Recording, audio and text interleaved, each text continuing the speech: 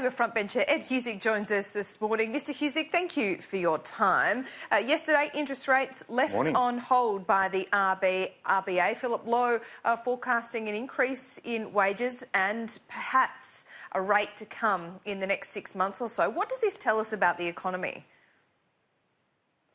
Well, I think there are, and obviously the RBA independently, Laura, will make its call on how things are travelling and make its call consequently on interest rates. But having said that, my concern is that we've often hoped that wages would change course from where they've been, which is flatlined.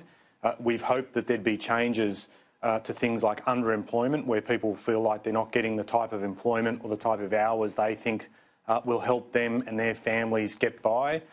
We've wanted to see those changes. We've hoped that the government ultimately would be right, but they never seem to have been, and that's the problem. I mean, I think when you look at the way that Treasurer Frydenberg and the Prime Minister are walking around, I think they've been at one of those RSL hypnosis sessions where they think that the reality they're seeing is quite different to the reality we're experiencing, which is an economy that's just bumping along, and that isn't good enough if we're concerned about international economic conditions that might have an impact on our own economy and, as a result, our budget.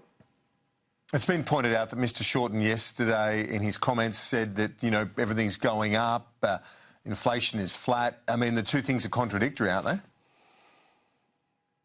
Well, I think the way that people are experiencing the economy basically does not line up with the rosy picture that Scott Morrison and Josh Frydenberg are making out. And people feel like that their cost of living, it's a big issue. You see it said time and again. People are saying their cost of living are having an impact on them and their wages aren't going up and they don't feel like they're getting the hours or the type of work that they feel will sustain them. This is a real issue. You know, underemployment, for example, just as big an issue in the EU as it is here, where they're going through similar sort of concerns. So it's an issue that, you know, is bedeviling advanced economies, but you have to wonder whether or not this government is going to make a genuine effort to deal with it if they're re-elected. They keep saying that they'll do something on wages. They never have a plan. We have a plan to restore penalty rates, to bring in a living wage, to make sure that people feel a lot more secure in the work that they're in. We have that plan. The other side doesn't, for an issue that really governments are being urged to get their head around. Yeah, well, Mr Husic, if you're so worried about a potential downturn, why hasn't Labor left more of a buffer? You have a very ambitious, high-spending agenda at this campaign. I mean, spending levels are almost rivalling that of the Rudd years, and there was a GFC during his reign. So where is your buffer in the event of that downturn? Well, I think if you're going to compare the two major parties, you've got like fingers crossed from the coalition that they'll get a surplus versus a serious attempt to reform the budget. We want to tackle, and we've been upfront about it and cop grief about this, but we've been upfront about budget reform, saying it's not sustainable to maintain the taxation concessions in a range of areas that have existed.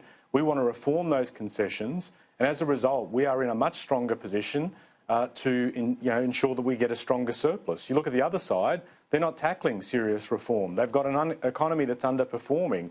So, you know, if you're looking at weighing up both sides of, in this election, major parties, and wondering who's going to have a stronger budget while still delivering the services that people rely upon in terms of health and education, really, you can see quite objectively, Labor has got the best platform to manage that.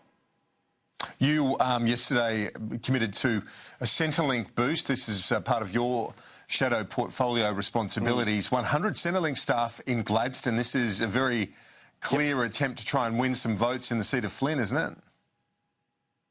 It's a clear attempt for us to ensure that we have jobs where people who rely on Medicare and Centrelink services get the service that they need, and where, for example, those jobs will make a beneficial impact in local economies. So when you look at Centrelink right now, it's in crisis under Scott Morrison, where jobs have continually been cut by the coalition.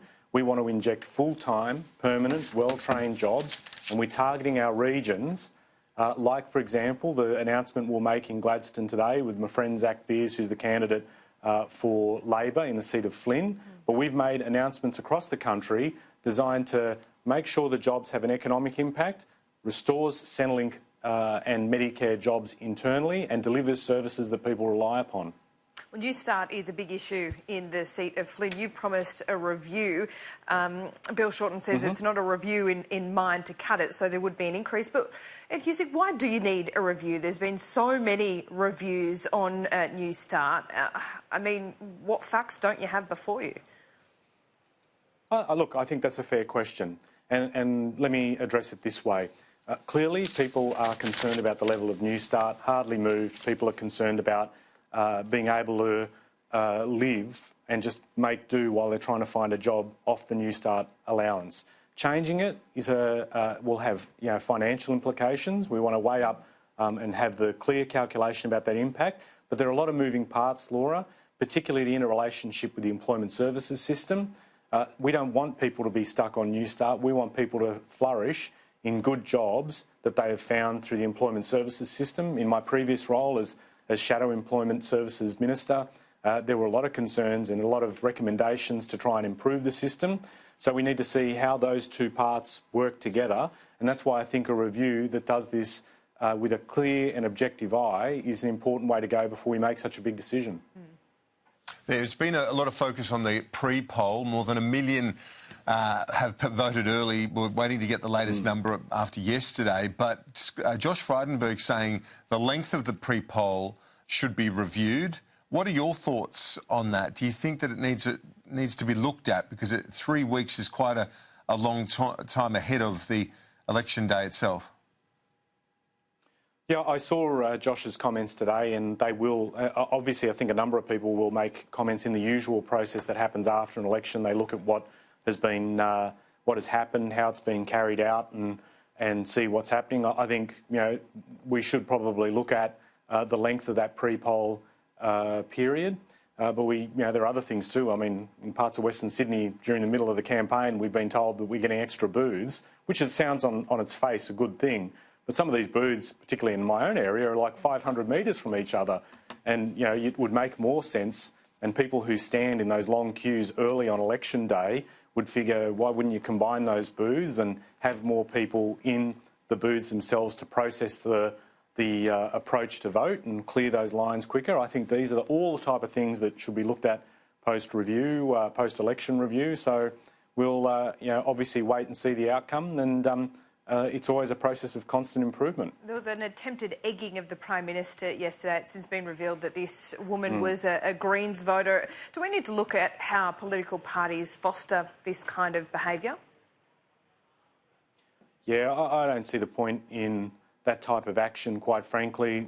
Let's break the rule of the government by words instead of, flinging an egg in the middle of a crowded group of people that way. I think there's a bigger thing about trying to inject a lot more civility in public debate.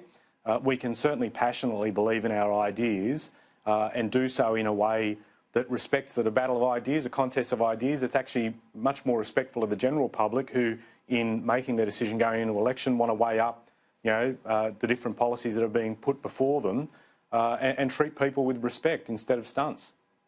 Well, I saw one of your opponents, Josh Frydenberg, we mentioned him earlier, expressed his love for you at the weekend in a newspaper interview. So there's obviously respect there. Yes, well, Kieran, I don't think you should overlook your role in that. You modern-day Greg Evans and Dexter rolled into one, and those kids at home, they can Google perfect match, or if we give it a contemporary spin, instead of eHarmony, G-Harmony, where it's for Gilbert. I mean, we became mates on your show. I've got all these. I can roll them out all morning if you like. Just call me Cupid. Yeah. I think we'll leave it there. But look, anyway, I just have to say, you caught me out the strength of feeling. But Josh and I, both emotional people, and the good thing is that even though, and you've seen it firsthand on your show here. We'll argue our case, but again, it's another example of, you can argue your point, be civil and respect the different backgrounds people bring to politics. It's a good thing. Well, respectfully, Ed Husic, we are right out of time. Thank you for that this morning. We'll speak to you very soon. I had more puns. I had more puns. You just cut creativity, Laura. So tough.